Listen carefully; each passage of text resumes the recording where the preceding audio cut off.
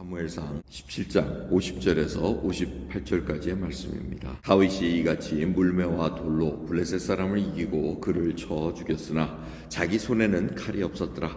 다윗이 달려가서 블레셋 사람을 밟고 그의 칼을 그 집에서 빼어내어 그 칼로 그를 죽이고 그 머리를 베니 블레셋 사람들이 자기 용사의 죽음을 보고 도망하는지라.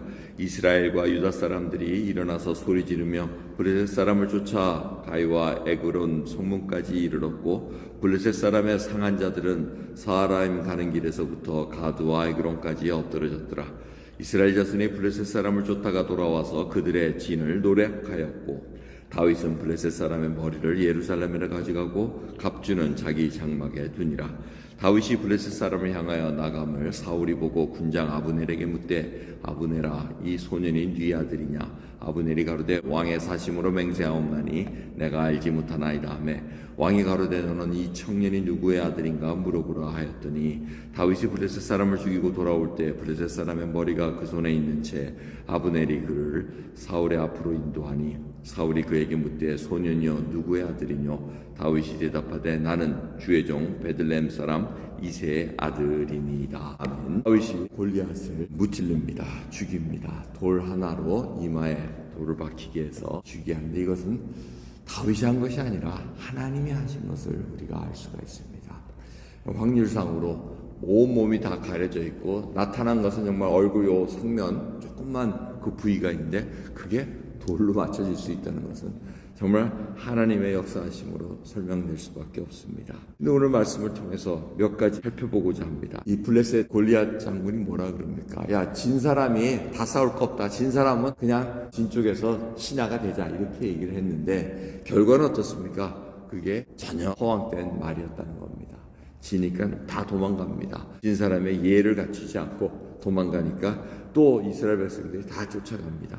근데 이 상황이 굉장히 혼란스러운 상황입니다. 그 말씀을 어떻게 알 수 있냐면 53절을 보면 이스라엘 백성들이 블레셋 사람을 다 쫓아가다가 이제 쫓기를 그치고 이제 돌아왔는데 그들의 진을 노략했다고 얘기합니다. 블레셋 그 장막들을 노략하는 게 나쁜 건 아닙니다. 전쟁에서 전리품을 취하는 것은 잘못된 것이 아닌데 여기서 썼다는 이 노략의 단어가 어떤 명령 체계에서 이루어진 것이 아니고 때 강도가 가가지고 정신없이 훔치는 걸 얘기합니다. 어떤 명령이 없었다는 겁니다. 보통 장막을 다 취해도 된다 하고 위에서 왕이 명령을 내려주면 이게 딱딱 움직이는데 그거 자체가 없었다는 겁니다.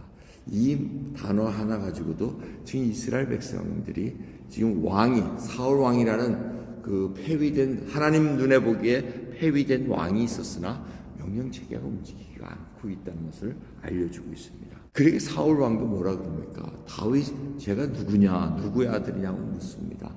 모르는 건 아닙니다. 왜? 이미 다윗이 몇 년 동안 아마 악기를 다뤘을 겁니다. 그리고 옆에 창을 두고 있는데 관심을 안 줬다는 얘기죠. 군장 아브넬조차도 저 다윗이 어떤 집안의 아이고 뭐 이게 관심이 없었다는 겁니다. 이렇게 큰 일을 행하니까 그때서 떨거덩하고 아니 저런 아이의 가문이 도대체 누구냐 하고 다시 알아보는 그러한 상황을 우리가 엿볼 수가 있습니다.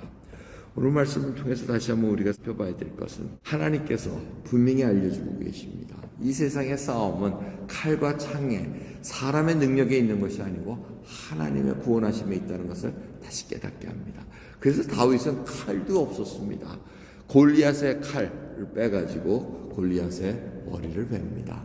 이것은 결국 하나님께서 역사하시는 것을 다시 한번 깨닫게 해주시고 이 다윗의 이 승리로 인해서 이스라엘 전체의 그 생명의 공동체를 살려주시는 것을 볼 수가 있습니다. 여러분 우리가 영적의 전쟁에서 승리한다는 것은 나를 살리기 위함이 아니고 다른 언약의 공동체를 살리기 위함이라는 것을 항상 생각해야 됩니다. 우리가 마주치고 있는 이 영적 전쟁에서 내가 승리해야지만 온 생명의 공동체들이 살아날 수 있습니다.